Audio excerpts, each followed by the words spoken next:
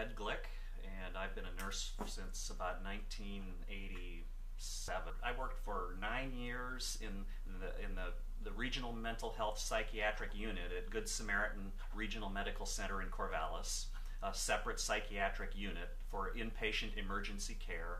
And one of the most profound experiences that I ever had there, I believe it was in the last year I was there, while I was actually doing active work, active cannabinoid work, talking to patients about the Oregon Medical Marijuana Program. You know, here's your options. You know, you can do this. We had an admission, I think right when I was leaving in the morning. I worked at night. We had an admission at 9 a.m. or 8 a.m. in the morning of a very agitated young man who came in, and they had hands on. He was being led in. You know, we lead him in and we put him into a kind of a secure room. It wasn't totally a locked room, and he wasn't totally out of control, but he was very agitated. And he went into this room, and 3 or 4 of us, we were concerned because he was very agitated. The physician, a couple of us nurses go in, and we kind of face off around him, and he fell on the floor down in the corner of this little room, and he said, if I could just smoke a joint, if you guys would just give me a joint, I'd be okay. You know, that's the kind of story that I used to hear over and over and over, because at night I had a lot of time to talk to patients who weren't sleeping, and I'd say, you ever use cannabis? And right away.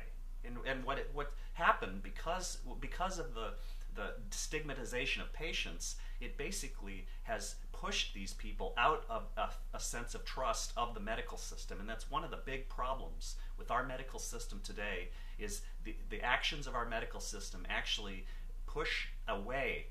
They actually threaten the security and safety and push patients out, because it's punitive, because it's restrictive, because pain contracts, people are put on pain contracts that include punitive drug testing.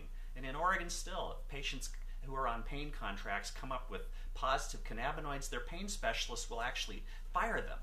It's unconscionable to have these types of behaviors in the medical system.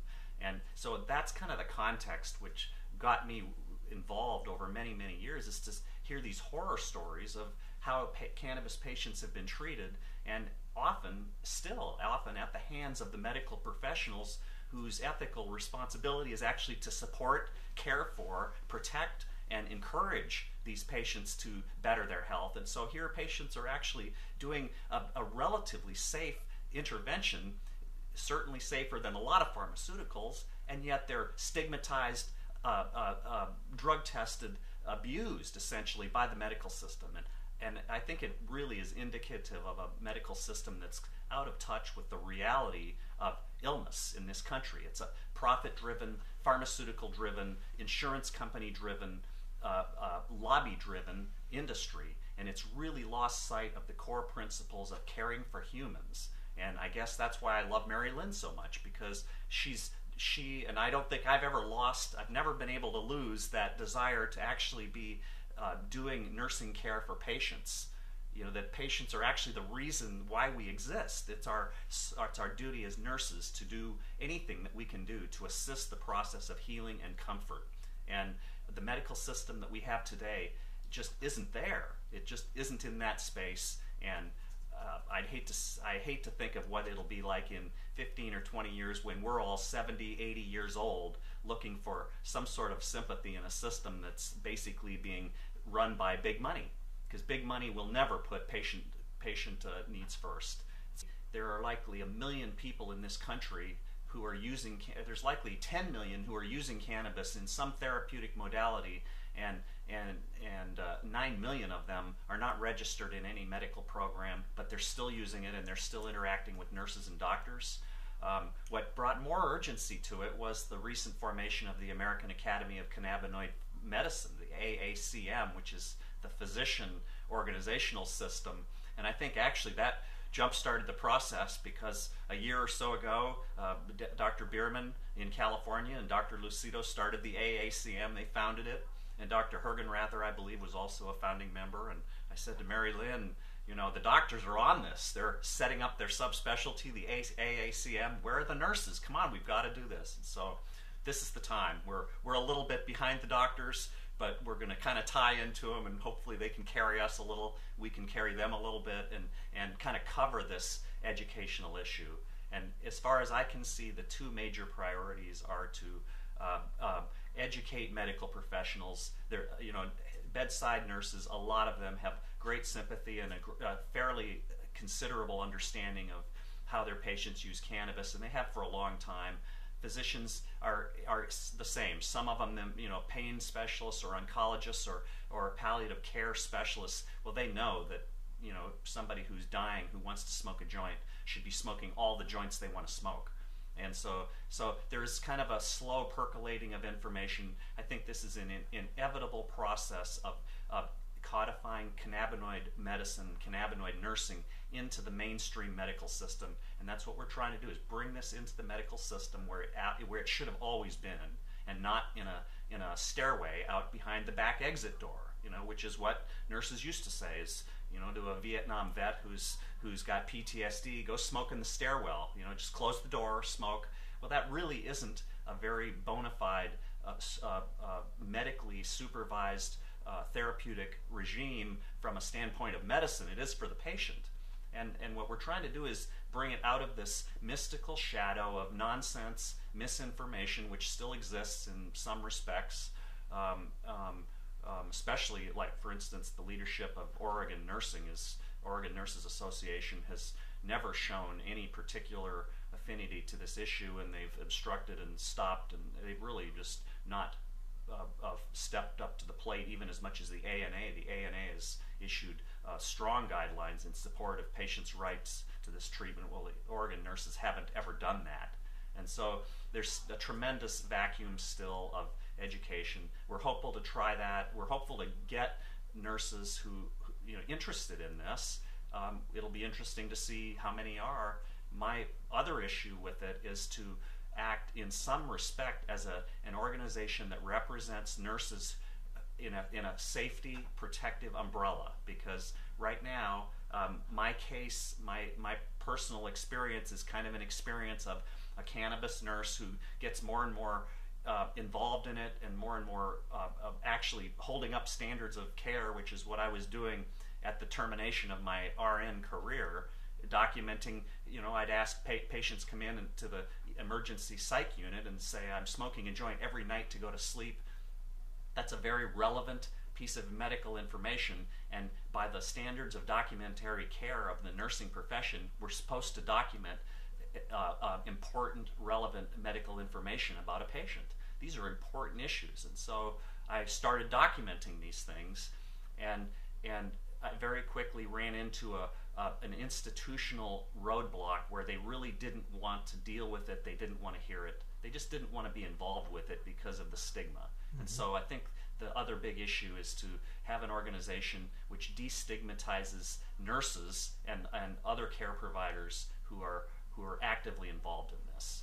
And so we're hopeful by putting our energy together, we're stronger than we are alone. And I think that's kind of the underlying basis for me, is to put energy together in the same way as the 6th Clinical Conference on Cannabis Therapeutics puts us together as a group where we can all share ideas and energy, and it's, I think, time for nurses to be doing that. And I'm hopeful that because of the thousands or perhaps tens of thousands of nurses around this country who have been stigmatized, who have lost employment, who have lost their careers, who have been subject to civil or criminal sanctions because they're using cannabis, perhaps this can begin to act as an organization that those folks might find some refuge in. Mm-hmm. So that's my most interesting question at this point is, are we going to be able to attract in nurses? There's a large substance abuse issues are very, very significant in this country, especially in the medical profession. There's all kinds of attention on substance abuse among medical professionals, as well there should be. And yet, at the same time, there's a great number of nurses, and I believe I'm one, who functioned in a very high level for many, many years. Actually, I did tremendous nursing care because I always put my patients first. Although my documentary issues might have, my documentation handwriting may not have been totally legible, but I put patients first, and there was a stigma attached to that. So hopefully the ACNA will act as kind of a union of energy where we can support ourselves and support each other, and perhaps even if it develops this way, that we can represent these employment stigmatization issues to boards of nurses to help craft and help formulate new, sane rules that guide medical professionals. You know, there's no rule in Oregon that says that I can't practice nursing if I take Vicodin, or if I take MS Contin, or if I take Flexeril, or if I take Percocet, or morphine, even, to that matter. It's always in the relations with the use of drugs and treatments. It's always been couched in medical terms as if a person who is able to fulfill the requirements of a job is free to be engaging in any medical treatments, as long as those medical treatments aren't interfering with decision-making competence in the practice of the profession. And cannabis should be in that same category. So hopefully we can represent this to state boards of nurses. That would be my ideal, to take this to actually have something where state boards of nurses can get some political cover, since the ANA, the American Nurses Association, has actually been out ahead, thanks to Mary Lynn again. She's the one who worked with them to bring in policies. We're hopeful we can collaborate in with the ANA and then reflect this back to other nurses organizations. I mean, that's what I foresee, and hopefully that something like that will occur. So we'll find out, though. So cannabis medicine, cannabis nursing, that's what we're trying to do, is bring medical care essentially back to patients, and back to really focusing on why we're doing this process. And that's what I think is kind of the underlying ethical framework for the ACNA. And I think our fundamental ethical responsibility and what guides us is that desire to really serve our patients, because nurses by nature, we're servants of our patients. That's our duty as nurses to do. At least that's what I believe the ethical basis of nursing is to serve people who suffer in whatever way promotes their health or promotes their comfort. And I think we'll do that. I think, like the 6th Clinical Conference is doing that. Here's a medical conference with clinicians, with doctors, with researchers, with nurses, and with patients. What medical conference in this country is equally divided between researchers, clinicians, and patients? There's 50 or 100 patients out here that have come to this conference and are listening to cannabinoid physiology lectures that most of us nurses can't understand. And so that's phenomenal to me. I mean, that indicates a very powerful need.